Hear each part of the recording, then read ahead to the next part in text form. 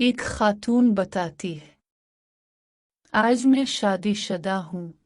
कल जो किसी की छोटी नंद थी, आज 3 नंदों और एक देवर की बड़ी भाभी हूँ। अब जो खुद पर गुजरी है तो समझ आई कि जिम्मेदारी वाली जिंदगी फूलों की सेज नहीं।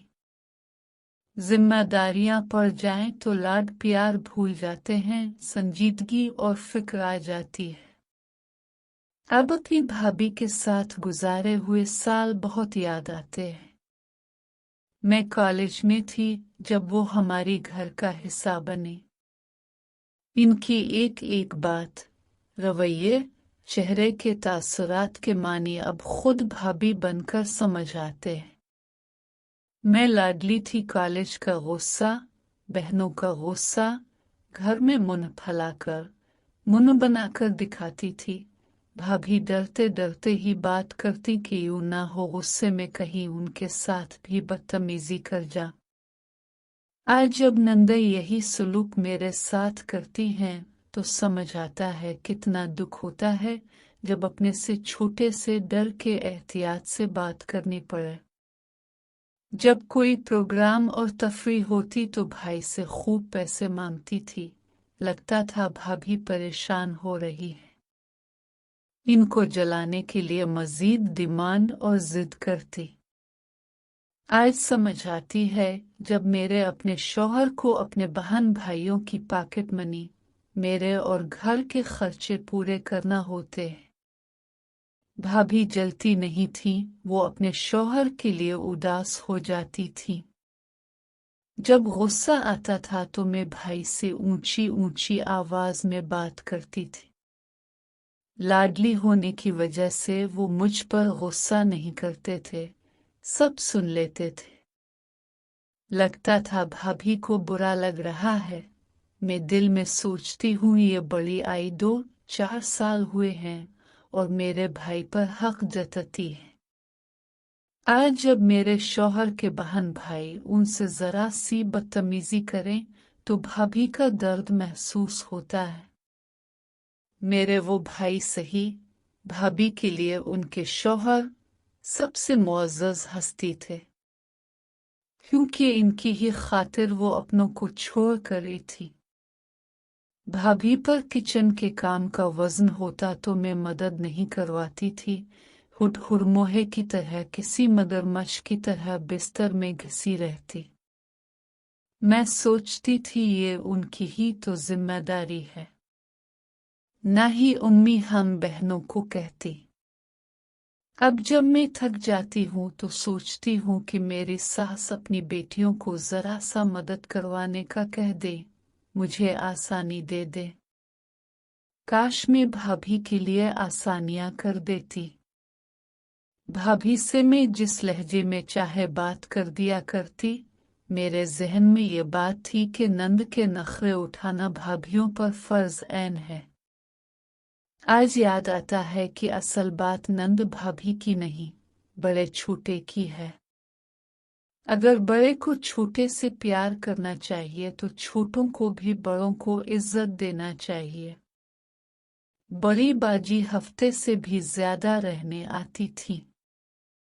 भाभी जब कुछ पकाती, बाजी को कभी नमक सही ना लगता, कभी रोटियां कच्ची, कभी आयल कम। मुझे भी भाभी पर गुस्सा आता और मैं बाजी के साथ मिल जाती, एक यूनिट बन जाते और मिलकर खूब नुक्स निकालते। अब महसूस होता है कि जब कोई मेहनत से काम करे और उसको हौसला अफजाई और तारीफ के 2 बोल की बजाय तनकीद सहनी पड़े तो क्या बीतती है। भाभी जब पेट के साथ थी और हमें अपने किसी दर्द या तकलीफ का बताती तो लगता बहाना कर रही हैं। सब ही औरतें इस मरहले से गुजरती हैं। ये अनोखी हैं जो औलाद पैदा कर रही हैं, वगैरह वगैरह। अब पता चला कि बच्चे की पैदाइश कितना कठिन मरहला है। भाभी के कमरे में जाती तो कमरा बिखरा हुआ लगता। हमेशा सोचती थी उनको जरा सा सलीका नहीं है। अब समझ आया कि जब पूरे घर की जिम्मेदारी कंधों पर हो तो अपने कमरे में आकर सफाई करने का नहीं, आराम करने का दिल होता है। ऐसी ही कितनी ही बातें याद आती रहती हैं। अब क्या कर सकती हूँ? आसानियां ना दे सकी, मुश्किलात खूब बढ़ाएं। भाभी से मुआफी मांगने की हिम्मत और हौसला नहीं है। जब अपनी ज़्यादतियां याद आती हैं तो अल्लाह ताला से खूब मुआफी मांगती हूँ। जब उम्मी की तरफ जाऊं भाभी के लिए कोई ना कोई तोहफा ले जाती हूँ। ज्यादा दिन के लिए नहीं जाती कि उन पर बोझ ना हो। जब भी जाऊं साथ किचन में मदद करवा देती हूँ। मेरी उम्मी तो कहती हैं कि अपने घर से थकी आई हो आराम करो, लेकिन मुझे ऐसे आराम में कोई राहत नहीं मिलती।